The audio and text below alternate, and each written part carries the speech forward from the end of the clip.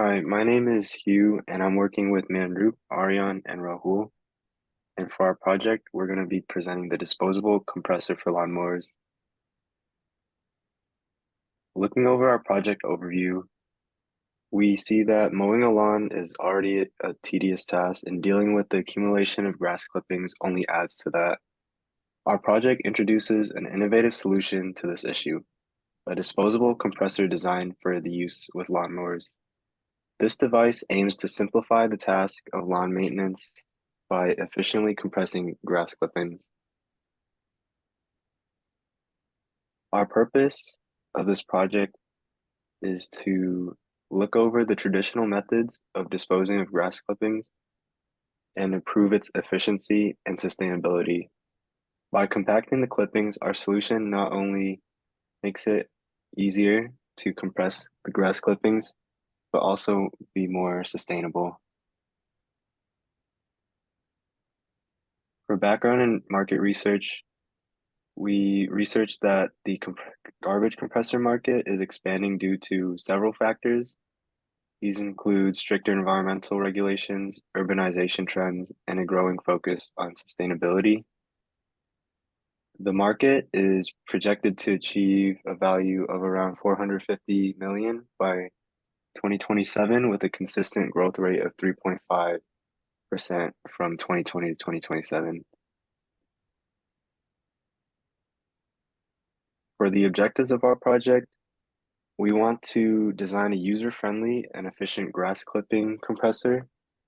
We want to ensure compressor efficiency in reducing the volume of grass clippings and optimizing waste management, and be able to develop and demonstrate the practicality and the effectiveness of our design in real-world scenarios. Going over the quality function deployment, we're going to start with the who, which are the landscapers and homeowners. The requirements we have for our what is cheaper and affordable, stronger and long-lasting, effective compression, more time to use lawnmower, and then we will use that with the what to determine the relative importance of requirements. And we also have our competitions and so on. So as part of our initial conceptual design, we explored different key concepts and components, one of them being the attachment mechanism. So the bayonet style mechanism, this method involves aligning and twisting to lock the bag in place, offering a sturdy and secure link. It provides a stronger, more secure attachment and greater longevity, but it may require more effort and precision for attachment. Next slide. Snap-on mechanism. This mechanism ensures a secure connection between the compressor and the lawnmower's disposable bag, offering advantages such as ease of use and lower complexity in design. However, it may have durability concerns due to frequent use, so we eventually chose the snap-on mechanism because it is more user-friendly.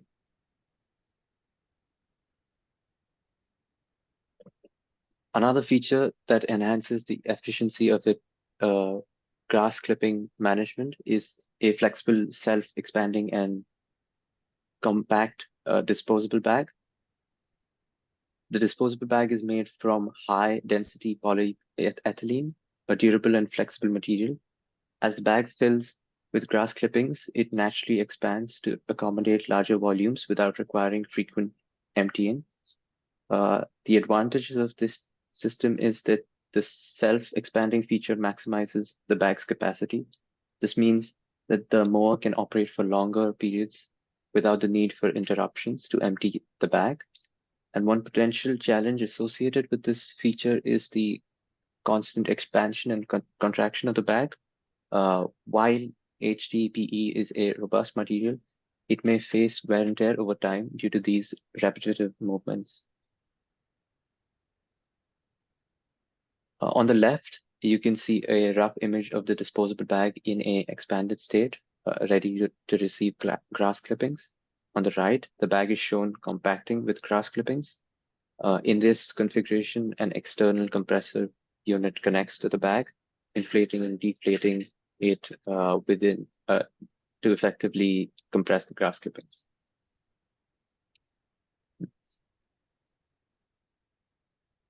We chose gear cam slider hammer mechanism for our assembly. This assembly uses gears and cams that work in tandem to drive a hammer component.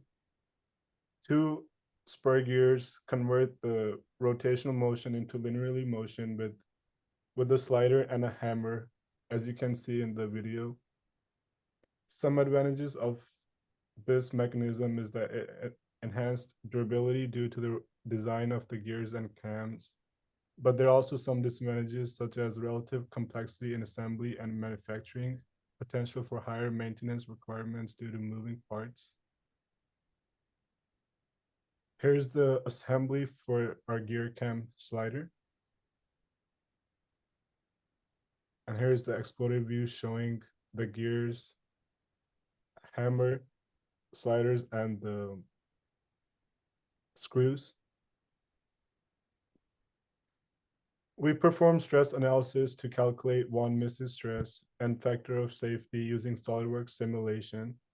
In this process, the task included defining and generating mesh, as well as assigning fixtures, external loads, and material properties. The material used in the simulation is linearly elastic and isotropic, meaning it deforms elastically in response to force and with its limits.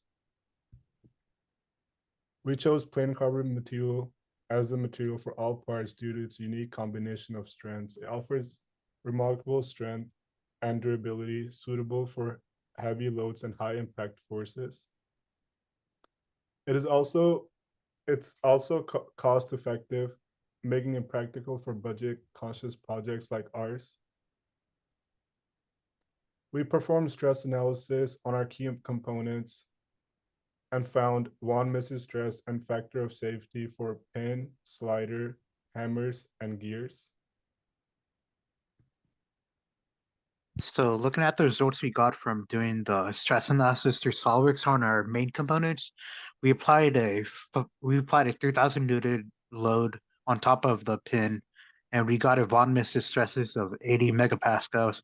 As well, we found the factor safety ratio of 2.8, and in the figure to the right, you could see the plot for the von Mises stresses that we calculated, and we got a yield strength of 220.594. Next slide. As well, going on looking at the results of the stress analysis on slider, we applied a 1,500 Newton tensile load on the component, and we've calculated a von Mises stress of 63 megapascals, and we found the factor safety ratio to be 3.5. As well, the yield strength again was 220.594. Next slide. And then during the stress analysis on the hammer, we applied a 5,000 Newton load at the bottom of the hammer, and we found a von Mises stress of 53 megapascals, as well as a factor safety ratio of 4. And lastly, doing the stress analysis on the gears, we applied a torque of 50 Newton meters, and we calculated the von Mises to be 0.013 megapascals, as well as we found the factor safety ratio to be 1.8. And then moving on to results and conclusions, we found an error. We found an error with our initial von Mises stress calculations for the gears, showing an unexpectedly low value of 0.013 megapascals. So then we decided to do hand calculations for the gear stress analysis, and we used RPMs instead of torque based on the classroom guidelines. And these calculations yielded a more reasonable bend in stress of 1.69 megapascals for the gears. And all the von Mises stresses were significantly lower than the yield strength of the materials used. Additionally, the calculated factor safety numbers indicate that we have a substantial margin to apply additional force without compromising the integrity of our assembly. And that is it for our presentation. Thank you.